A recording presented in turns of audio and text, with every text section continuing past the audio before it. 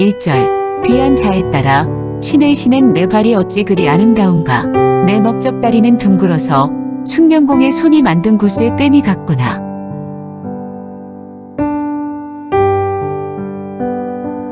10절 나는 내 사랑하는 자에게 속하였도다. 그가 나를 사모하는구나.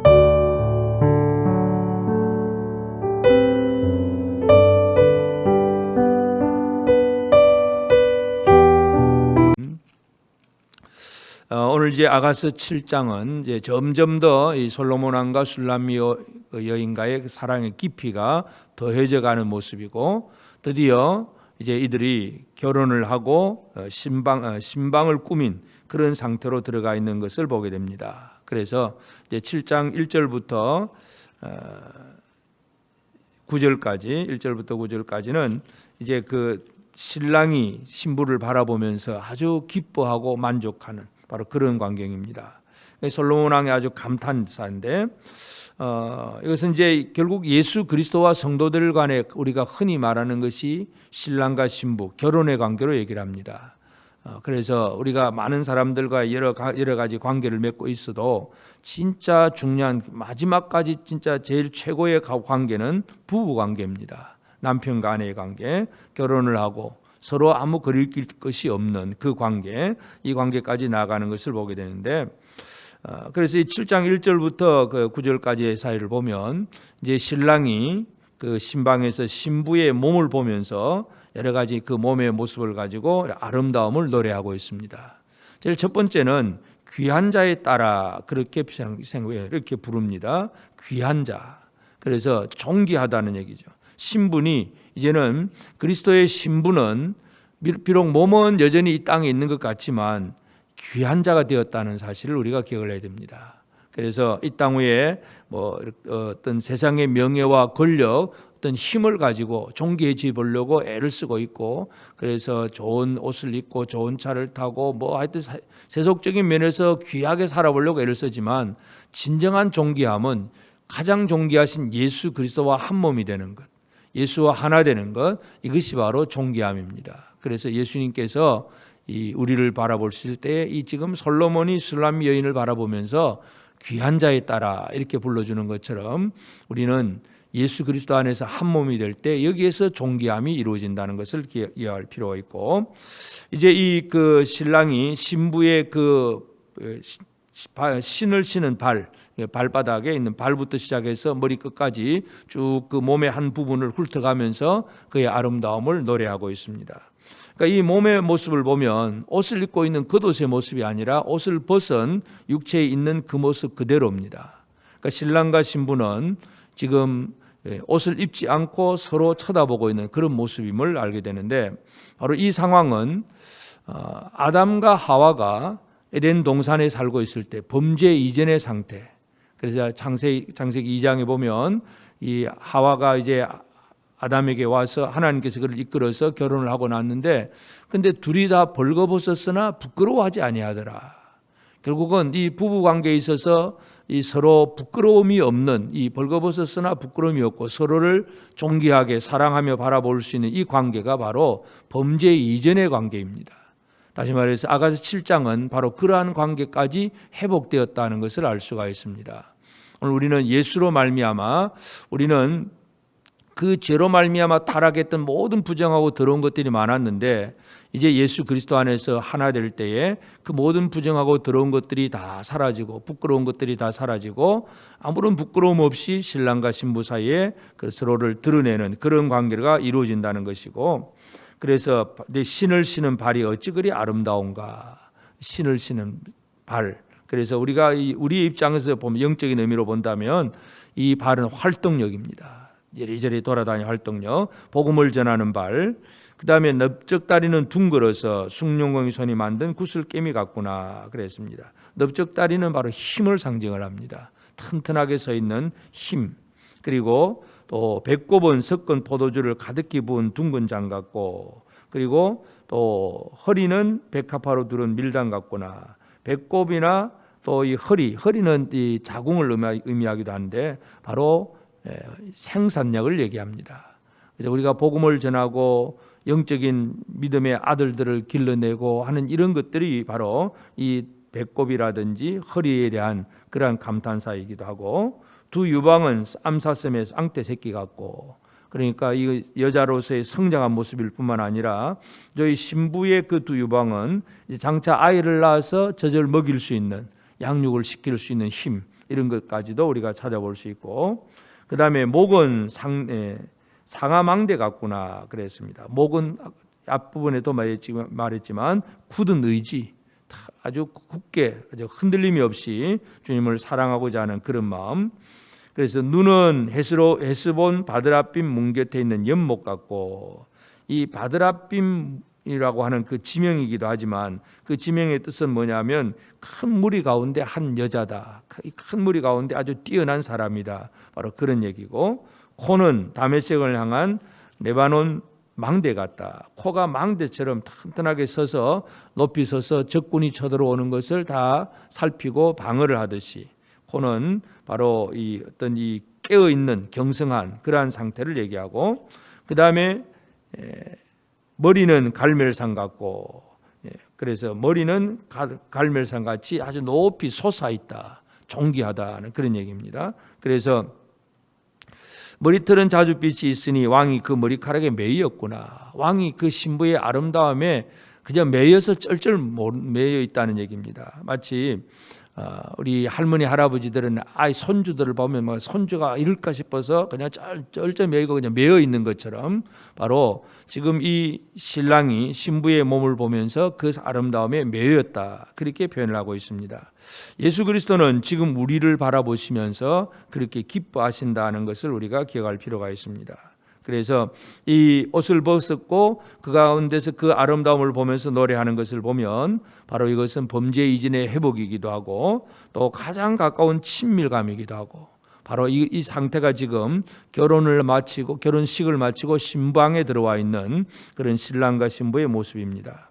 이때에 이 신랑의 그 기쁨이 그렇습니다. 6절에 사랑아 내가 어찌 그리 아름다운지 어찌 그리 화창한지 즐겁게 하는구나. 사랑아 사랑아 이렇게 부르면서 어찌 그리 아름다운지, 주님이 우리를 바라보실 때 그러한 기쁨을 가지고 있습니다.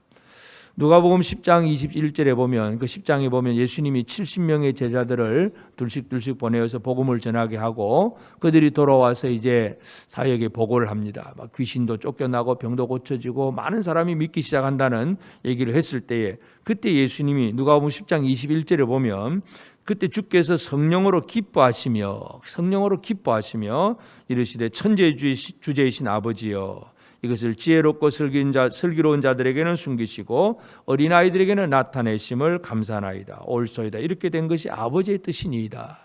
기뻐하십니다. 그러니까 이 제자들이 나가서 복음을 전하고, 그리고 그로 인해서 많은 열매들이 맺혀지는 이것에 대해서 주님의 큰 기쁨을 표현했는데, 바로 이와 같은 모습입니다. 그래서 단지 어떤 남자가 여자가 외모로 아름답다 이런 개념이 아니라, 하나님은 우리를 외모로 보시는 분이 아니기 때문에 여기에 나타난 외모의 모습은 전부 상징적인 의미를 가지고 있는 것을 우리가 기억하고, 그래서 우리가 그만큼 주님 앞에 기쁨이 되어 있는 사람이 되었는가, 오늘 우리가 이 부분을 한번 살펴볼 필요가 있겠습니다. 그리고 하여튼 그 키가 7절에 내 키는 종려나무 같고 내 두 유방은 그 열매송이 같구나. 키가 종려나무 같다는 얘기는, 이 종려나무는 이스라엘을 상징하는 나무이기도 합니다. 그리고 이 나무는, 종려나무의 특징은 이 나이가 많아지면 많아질수록 열매가 많이 맺힙니다. 그래서 한 60년 내지 80년 동안 자라면서 열매를 많이 맺히는 것이 바로 종려나무인데, 그만큼 생산력이 있기도 하고 힘이 있기도 합니다. 그만큼 이 신랑이 신부를 바라보면서 큰 기쁨을 가지고 있다는 것. 그래서 8절에도 내가 말하기를 종려나무에 올라가서 그 가지를 잡으리라 하였나니 내 유방은 포도송이 같고 내 콧김은 사과 냄새 같고 내 입은 좋은 포도주 같을 것이니라. 아주 그 신부로 인해서 큰 만족과 기쁨을 가진 그런 신랑의 모습입니다. 예수 그리스도는 오늘 우리가 이 땅에서 믿음으로 살고 복음을 가지고 복음을 전하고 사람의 영혼을 살리는 이런 일들을 하게 될 때에 그런 모습을 바라보면서 큰 기쁨을 가지고 계신다는 것을 우리가 이해할 수 있습니다. 그래서 이 신랑의 기쁨, 이제 이것이 노래되고, 그 다음에 이제 10절에 보면 9절 뒤에서는 이제 그 신부의 만족인데 10절에도 마찬가지. 10절에서 나는 내 사랑하는 자에게 속하였도다. 그가 나를 사모하는구나. 신부는 나는 이제 이 신랑의 소속이 되었구나, 한 몸이 되었구나 하는 것, 소속감입니다.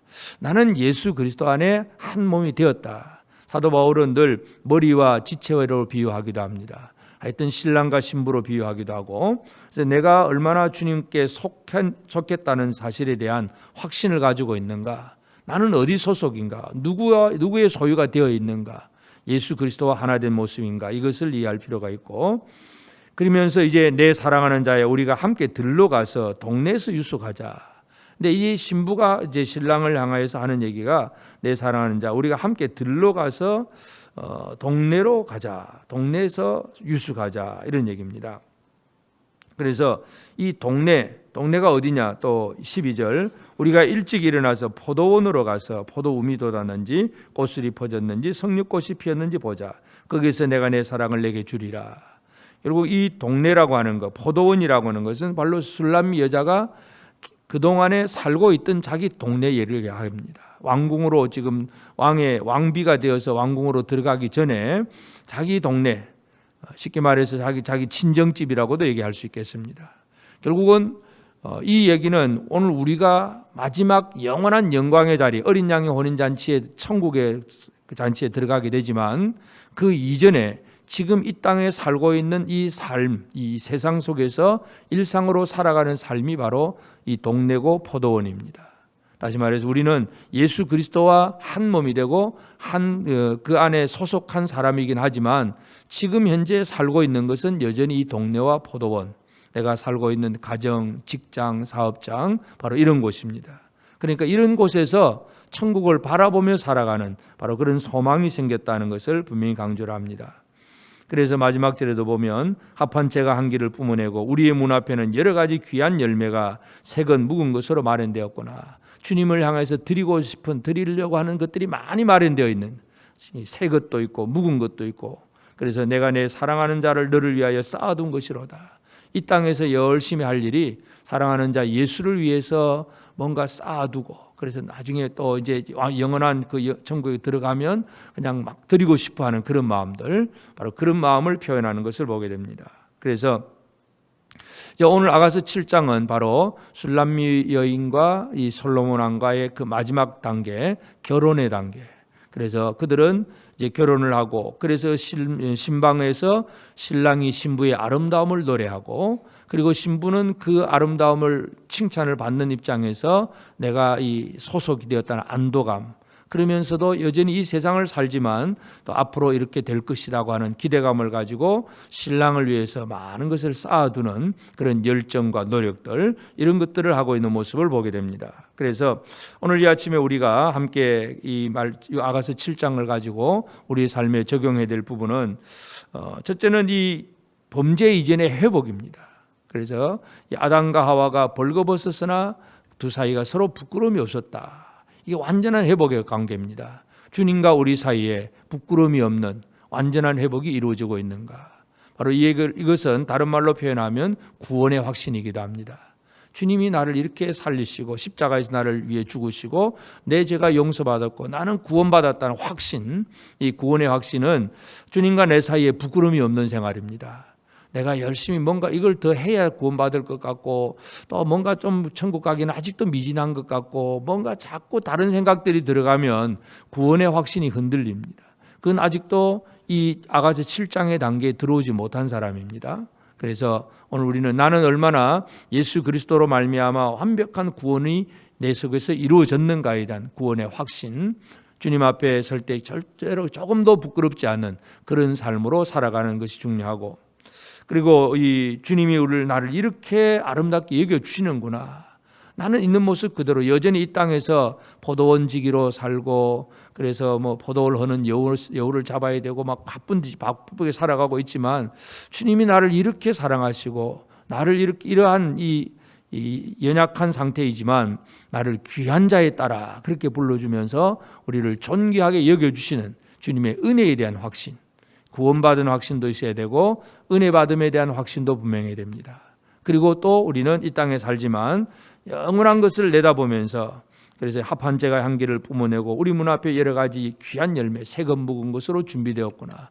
주님을 향한 헌신 그리고 소망에 대한 확신 이런 것들이 오늘 우리의 삶에서 나와야 합니다. 그래서 오늘 이 아침 우리가 아가서 7장을 보면서 주님은 얼마나 나를 그렇게 기쁘게 여겨주시는가. 그렇다면 나는 주를 위해서 내가 해야 될 것이 무엇인가? 이 부분을 생각하시면서 참으로 우리의 삶에 가장 중요한 우리 구원받는 성도들의 삶의 이 마지막 단계가 물론 영원한 천국에 들어가는 것이지만 그 천국에 들어가기 전에 이 땅에서 우리가 누려야 될 것이 바로 주님과 나 사이의 관계가 범죄 이전으로 회복되는 것. 주님과 나 사이에 서로 부끄러움이 없이 함께 살 수 있는 것 이런 것임을 기억하면서 오늘도 주님 앞에 부끄러움을 당할 만한 또 부끄러움을 느낄 만한 그런 삶이 아니라 아무런 부끄러움 없이 주님 앞에 당당히 설 수 있는 그런 삶을 살아내는 저와 여러분이 되어서 오늘도 주님과 함께 힘있게 살고 마지막 천국에 들어가는 날까지 나도 주님을 사랑하면서 주를 위해서 뭔가 헌신하고 해야 될 것이 뭔가를 잘 준비하며 살아가는 우리 모두가 되어지기를 주의 이름으로 축복합니다. 기도하십시다. 이제 오늘 받은 말씀으로 함께 기도하겠습니다. 첫째, 주의 십자가의 은혜로 나의 부끄러운 허물이 다 씻겼음을 확신하고 구원의 확신을 가진 자로서 오늘도 담대함으로 살게 하옵소서.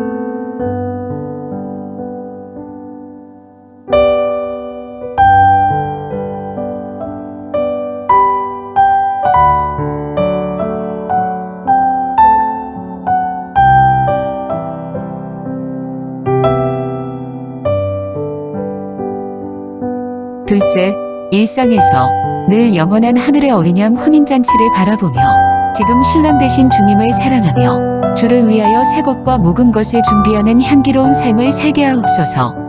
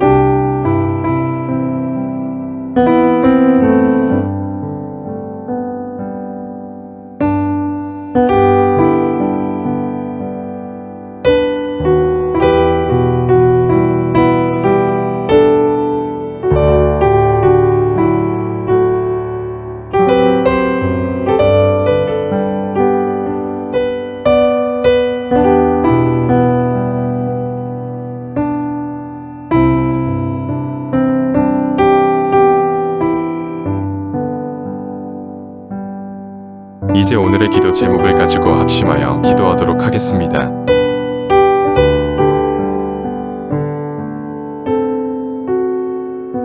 첫 번째, 하나님, 사람의 말이나 세상의 소리에 귀 기울이며 움직이는 것이 아니라 하나님의 말씀을 경청하며 행하는 모습이 되게 하소서.